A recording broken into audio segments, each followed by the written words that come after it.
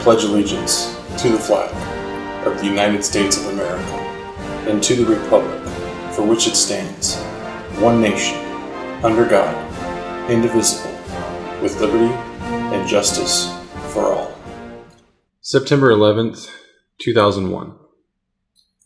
Anybody that was alive during that day and can remember it probably will never forget it. I remember waking up that morning on the couch in my mom's living room. I was 18 years old, just finished school.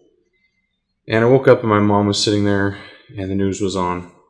And the first airplane had already hit the first tower. And my mom was telling me that there was an accident, that the plane had just hit the tower. And I was just watching the news with her when the second plane hit the tower.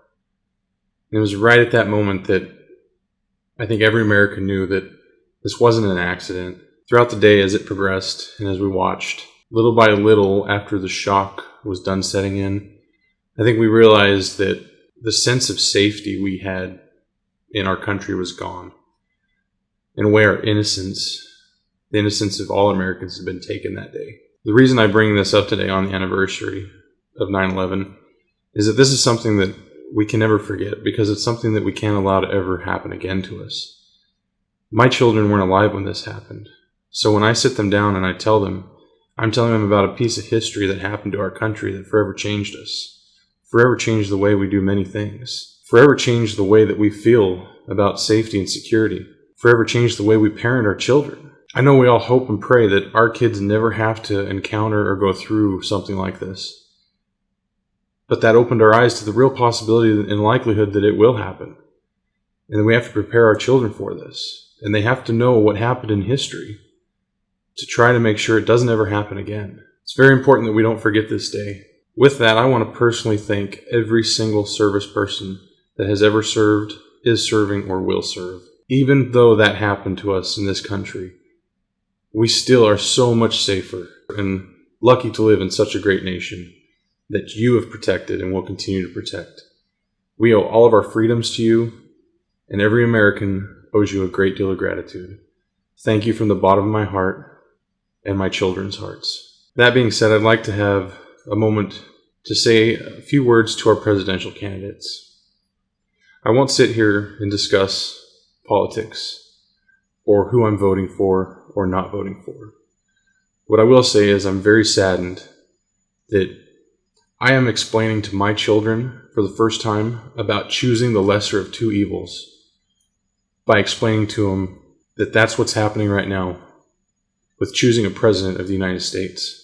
We should be in a position as Americans where we have two candidates that are so good that it's hard to decide because we don't know which one would be the best candidate.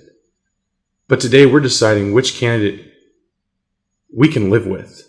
To me, this is unacceptable as Americans, and I hate the fact that I have to teach my children the lesser of two evils by voting for the President of the United States of America. To the two presidential candidates that are most likely to become the president, so far the only thing that I have seen from either of you is further dividing this nation.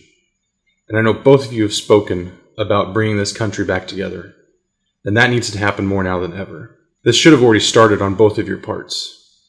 Tearing each other down is not going to help this country. You're not doing anything but further dividing this country right now. So that being said, whichever of you two gets the presidential seat, know this: you will be judged and you will be critiqued harder and stricter than any president before you.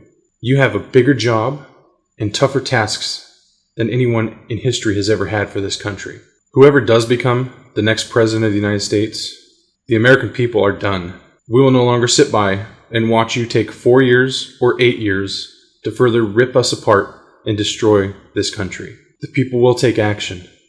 You're seeing it more and more every day. So remember this: your job is to do the right thing for this country and the people of this country. Not the rich, not the famous, not the poor, not the middle class. Everyone. We are tired.